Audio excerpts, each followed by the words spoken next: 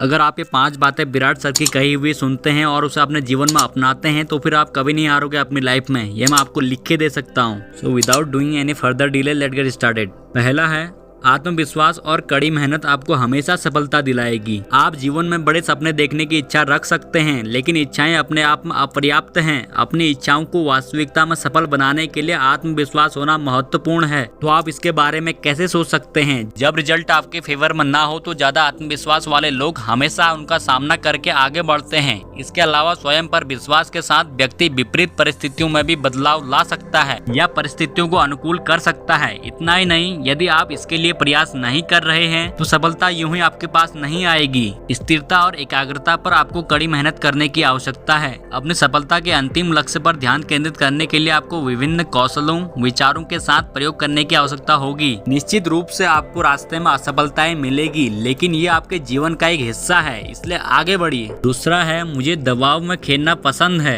अगर कोई दबाव नहीं है तो मैं सही क्षेत्र में नहीं हूँ। कार्यों को पूरा करने, समय सीमा को पूरा करने, लक्ष्य को प्राप्त करने या दायित्वों को पूरा करने के लिए कड़ी मेहनत करना निराशाजनक और कठिन हो सकता है। फिर भी आपको ऐसे दबाव का सामना करते हुए भावनात्मक रूप से उत्साहित और मानसिक रूप से व्यस्त रहने की कोशिश करनी चाहिए। आपको आश्चर्य हो सकता है, लेकिन ये दबाव ही है जो हमारे अंदर छुपी हुई क्षमताओं को खोजने में हमारी मदद करता है। दबाव में हम खुद को अपने कंफर्ट जोन से दूर धकेल देते हैं, जिससे हम अधिक ऊर्जा के साथ काम करते हैं। दबाव से निपटने की हमारी समझ में हम अंततः अपनी क्षमताओं को निखारेंगे। जैसे हीरे और सोना दुनिया में सबसे महंगा बनने के लिए दबाव से गुजरते हैं। तीसरा है जिन लोगों को आप अपने आसपास चुनते हैं वे बहुत फर्क डालते हैं। मेरा परिवार और करीबी दोस्त मुझे जमीन से जोड़े रखते हैं। अपने विशिष्ट चरित्रों और दुनिया को देखने का दृष्टिकोण और जीवन के अनुभवों के कारण कोई भी दो लोग कभी भी एक जैसे नहीं होते हैं। हालांकि आप कौन है ये काफी हद तक आपकी कंपनी द्वारा निर्धारित होता है। वे तय करते हैं कि कौन सी चर्चाएं आपके मानसिक स्थान को सबसे अधिक घेरती है। कहने की आवश्यकता नहीं है, जीवन में आपकी संतुष्टि सीधे तौर पर आपके साथ रहने से संबंधित है। खासकर आपके करीबी दोस्तों और परिवार के साथ आप दयालु, सहानुभूतिशील, बुद्धिमान और अच्छे लोगों के साथ रहकर अपने जीवन शैली में सुधार कर सकते हैं जो जीवन में कुछ हासिल करना चाहते हैं। लेकिन यदि आप ऐसे लोगों के साथ समय बिताते हैं जो अक्सर शिकायतें करते रहते हैं, काम टालते रहते हैं या अन्यथा आपकी प्रगति में बाधा डालते हैं, तो आप केवल नकारात्मकता से पीड़ित होंगे। इसलिए ऐसे व्यक्तियों के आसपास रहना और उनसे सीखना जो आत्म जागरूक है, आपको अपने आसपास के अन्य लोगों की भावनाओं को समझने के लिए भावनात्मक रूप से अधिक बुद्धिमान बनने में मदद कर सकते हैं। चौथा है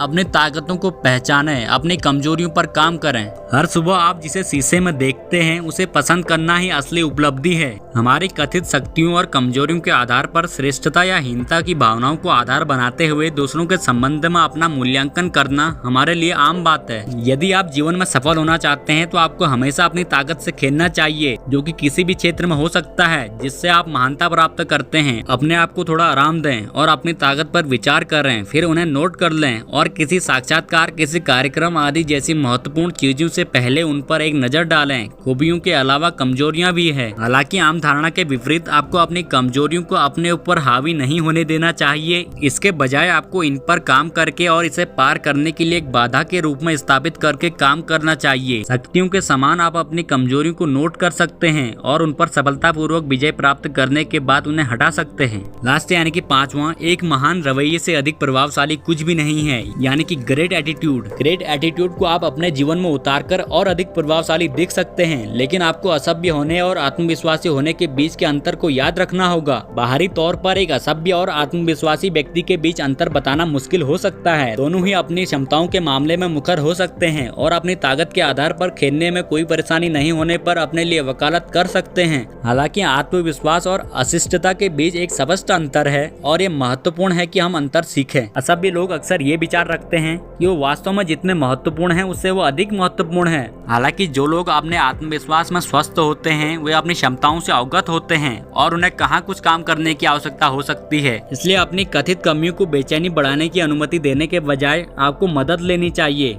आपको आलोचना को भी अच्छी तरह से लेने में सक्षम होना चाहिए और आलोचना होने पर रक्षात्मक नहीं होना चाहिए। ऐसे आत्मविश्वास से आप आंतरिक शांति पा सकेंगे।